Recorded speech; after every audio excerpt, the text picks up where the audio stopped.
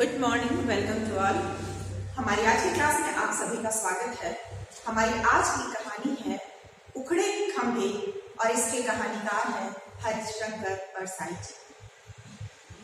हरिशंकर परसाई जी एक ऐसे व्यंग्यकार हैं जिन्होंने हिंदी साहित्य में हास्य व्यंग्य की विधा को स्थापित करने में अपना महत्वपूर्ण योगदान दिया है।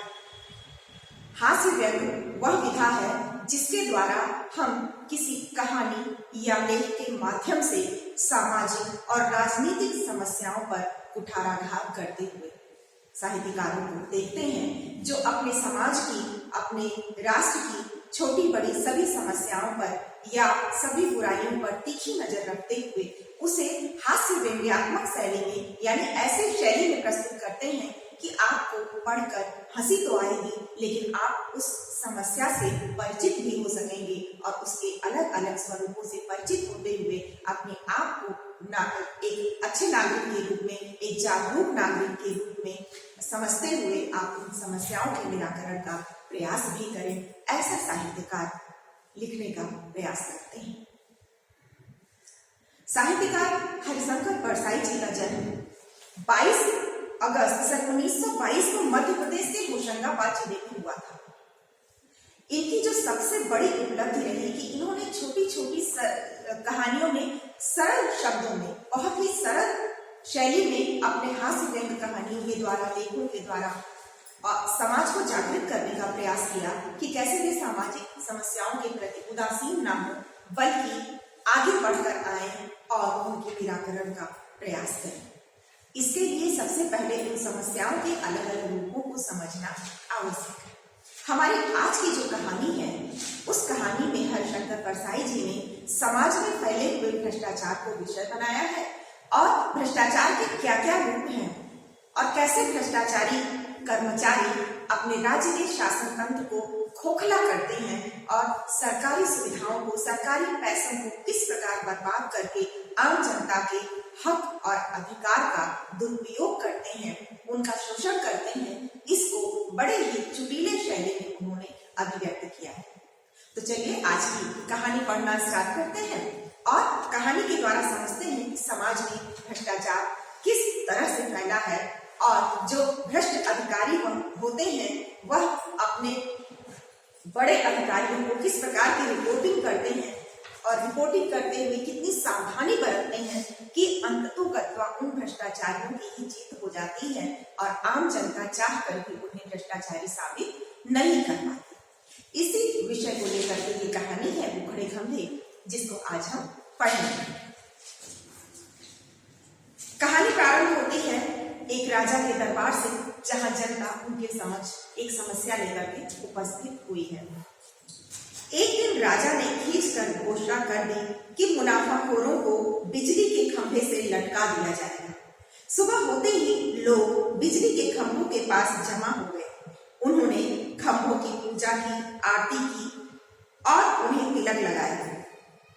शाम तक वे इंतजार करते रहे कि अब मुनाफाखोर टांगे जाएंगे, पर कोई नहीं टांगा गया। लोग जुलूस बनाकर राजा के पास गए और कहा, महाराज, आपने तो कहा था मुनाफाखोर बिजली के खंभे से लटकाए जाएंगे, पर खंभे तो वैसे ही खड़े हैं और मुनाफाखोर स्वस्थ और सानंद है। राजा ने कहा है तो उन्हें खंभों पर टांगा ही जाएगा। थोड़ा समय लगेगा, टांगने के लिए फंदे चाहिए। मैंने फंदे बनाने का ऑर्डर दे दिया है। उनके मिलते ही सब मुनाफाखोरों को बिजली के खंभों से टांग दूंगा। भीड़ में से एक आदमी बोल उठा, पर फंदे बनाने का ठेका भी तो एक मुनाफाखोर ने ही लिया है। राजा ने कहा, तो क्या हुआ, उसे उसके ही फंदे से टांगा जाएगा। कितनी मजेदार शैली में उन्होंने कहानी को प्रारंभ किया है कि एक बार एक राजा घोषणा करते हैं कि मुनाफाखोरों को बिजली के खंभों से टांग दिया जाए। अभिप्राय है कि राजा को ज्ञात है, शासन सत्ता जिसके हाथ में है, उस शासनाधिकारी को यह ज्ञात है कि उसके राज्य में भ्रष्टाचार है और जो अधिकारी है, कर्मचारी वर्ग है और समाज का ऐसा वर्ग है जिसके द्वारा कार्य संपन्न किए जाते हैं, वे हर कार्य के लिए मुनाफा लेते हैं। अतः तंग आकर उन्होंने घोषणा कर दी कि अब मुनाफाखोरों को, जो लोग भ्रष्ट तरीके से घूसखोरी करते हैं, उनको घूसखोरों को बिजली के खंभों से टांग दिया जाएगा। जनता इतनी प्रसन्न हो गई कि जहां जहां लोग थे अपने घरों के आसपास जो बिजली के खंभे थे वहां इकट्ठे हो गए। इकट्ठे हो होकर उन्होंने क्या किया कि सोचा कि अब हमारे अच्छे दिन आ जाएंगे, और ये सोचकर उन्होंने बिजली के खंभों की पूजा अर्चना आरंभ कर दी।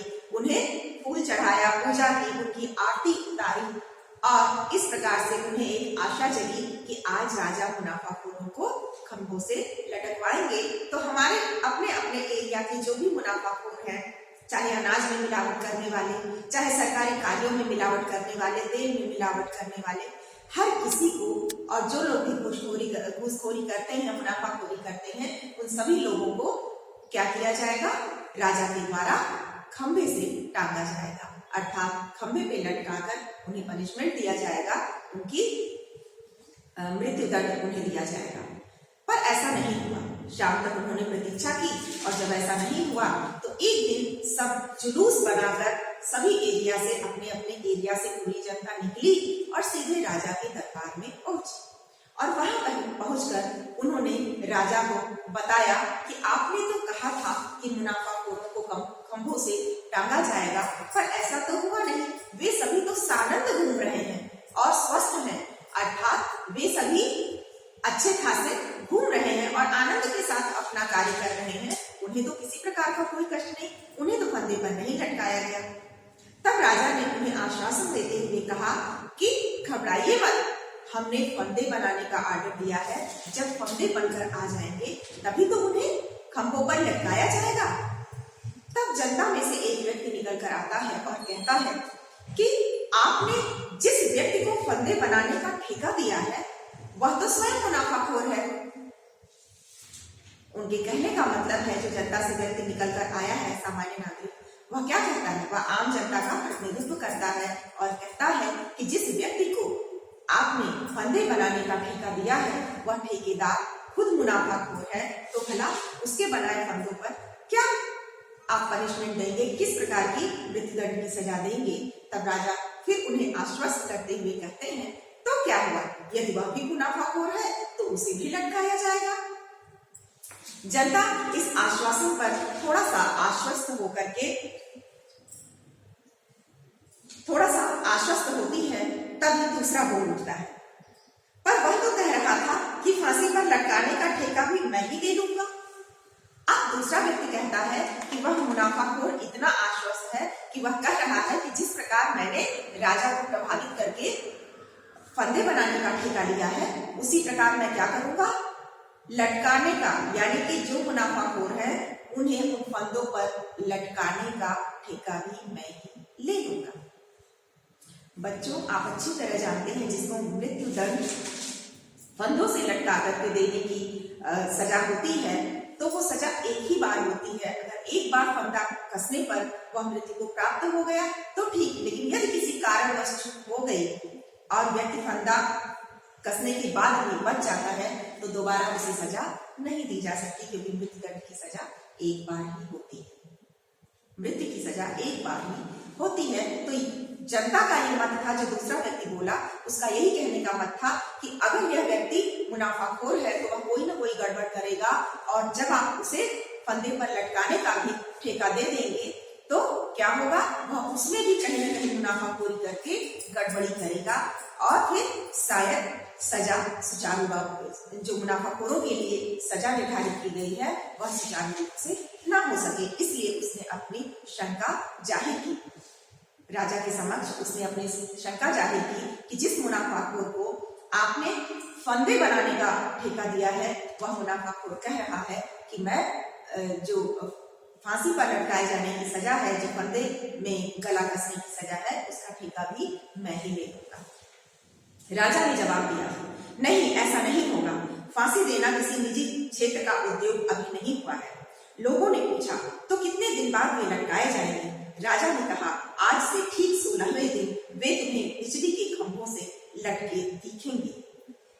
लोग दिन गिनने लगे। जब राजा के समक्ष यह समस्या आई कि जब दूसरे जो नागरिक है उसने ये कहा, प्रश्न उठाया कि वह मुनाफाखोर कह रहा था कि जैसे मैंने फंदे बनाने का ठेका लिया है उसी प्रकार मैं फंदे पर लटकाने का ठेका भी ले लूंगा। तब राजा कहते हैं कि अभी तक यह व्यवस्था, यह जो कार्य है वह किसी निजी कंपनी को देने का निर्णय नहीं लिया गया है। स्पष्ट है कि शासन के कुछ कार्य सरकार अपने करती है, कुछ विभागों के कार्य स्वयं 100% नियंत्रण के साथ करती है और कुछ कार्यों को निजी क्षेत्रों में भी बांट देती है ताकि निजी जो व्यापारी हैं उनको भी लाभ मिल सके और देश व्यापार में भी तरक्की कर सके। अब जिस मुनाफाखोर ने फांसी के फंदे बनाने का ठेका ले रखा है, राजा उसके विषय में शंका होने पर कहते हैं, आश्वस्त करते हैं जनता को कि आप बिल्कुल भी चिंता मत कीजिए, ऐसा नहीं है।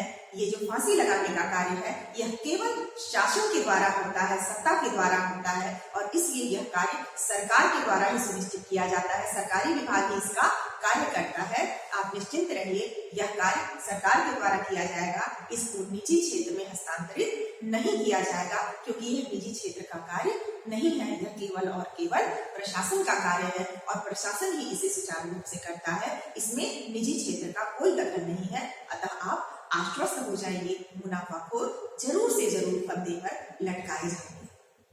ऐसा सुनने से जनता थोड़ी आश्वस्त हुई और प्रश्न किया कि कब तक लटकाए जाएंगे। तब राजा ने उनसे वादा किया कि ये मुनाफाखोर आज से 16वें दिन फंदे पर लटकाए जाएंगे। अब जनता ने दिन गिनने शुरू कर दिए और उस अंतराल में, उस 15 दिन के अंतराल में क्या क्या हुआ आगे कहानी में बढ़ते हैं। 16वें दिन सुबह उठकर लोगों ने देखा कि बिजली के सारे खंभे उखड़े पड़े हैं। वे हैरान हो गए कि रात न आंधी आई न भूकंप आया, फिर वे खंभे कैसे उखड़ गए। उन्हें खंभे के पास एक मजदूर खड़ा मिला। उसने बतलाया कि मजदूरों से रात को ये खंभे उखड़वाए गए हैं। लोग उसे पकड़कर राजा के पास ले गए। उन्होंने शिकायत की, महाराज, आप मुनाफाखोरों को बिजली के खंभों से लटकाने वाले थे, पर रात में सब खंभे उखाड़ दिए गए। हम इस मजदूर को पकड़ लाए हैं। यह कहता है कि रात को सब खंभे उखड़वाए गए हैं। राजा ने मजदूर से पूछा, क्यों रे, किसके हुक्म से तुम लोगों ने खंभे उखाड़े? उसने कहा, सरकार, ओवरसियर साहब ने हुक्म दिया था। तब ओवरसियर को बुलाया गया। 15 दिन तक जनता ने प्रतीक्षा किया कि 16वें दिन बिजली के खंभों पर सारे मुनाफाखोर पकड़कर लटकाए जाएंगे। लेकिन यह क्या, 16वें दिन जब प्रतीक्षारत लोगों ने, प्रतीक्षारत जनता ने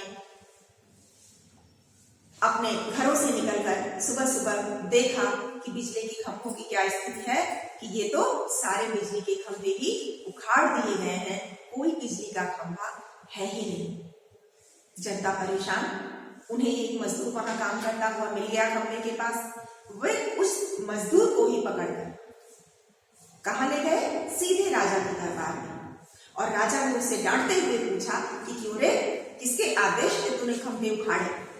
तब मजदूर कहता है, सरकार, ओवरसियर के हुक्म से हमने ये खंभे उखाड़े। यह सुनते ही राजा ने ओवरसियर को बुलवा भेजा। ओवरसियर आता है और राजा के समक्ष क्या कहता है, इसको देखते हैं। उससे राजा ने कहा, क्यों जी, तुम्हें मालूम है मैंने आज मुनाफाखोरों को बिजली के खंभे से लटकाने की घोषणा की थी? उसने कहा, जी सरकार। जब ओवरसियर बुलाया गया और उससे राजा ने प्रश्न किया कि क्या तुम्हें मालूम नहीं कि आज मैं सभी मुनाफाखोरों को बिजली के खंभों से लटकाने वाला था? तो वह उसे स्वीकार करके कहता है, जी हाँ हुजूर, जी सरकार, मुझे पता था। फिर तुमने रातों रात खंभे क्यों उखड़वा दिए? राजा प्रश्न करते हैं कि फिर तुमने रातों रात खंभे क्यों उखड़वा दिए? सरकार, इंजीनियर साहब ने कल शाम हुक्म दिया था कि रात में सारे खंभे उखाड़ दिए जाए। ओवरसियर कहता है कि इंजीनियर साहब ने ये कहा था कि सरकार की रात ही रात सारे खंभे उखड़वा दिए जाएं, इसलिए इंजीनियर के जो आदेश था उसका पालन करते हुए मैंने अपना काम किया और रातों रात खंभे उखड़वा दिए। बिजली इंजीनियर से कैफियत तलब की गई तो उसने हाथ जोड़कर कहा, सेक्रेटरी साहब का हुक्म मिला था। अब जब इंजीनियर को बुलाया गया तो उसने क्या बहाना बनाया कि मुझे तो सेक्रेटरी साहब ने हुक्म दिया था। इसके बाद राजा सेक्रेटरी साहब को बुलाते हैं। वह क्या निर्णय देता, वह क्या अपना पक्ष रखता है और उस पक्ष को सुन करके राजा क्या निर्णय देते हैं, ये कहानी के अगले भाग में हम सभी लोग पढ़ेंगे कि उखड़े खंभों का राज क्या था, क्या कारण पता चला, क्या मुनाफाखोरों को बिजली के खंभों से लटकाया जा सका। ये सारी बातें हम जानेंगे कहानी के अगले भाग में। तब तक प्रतीक्षा करें।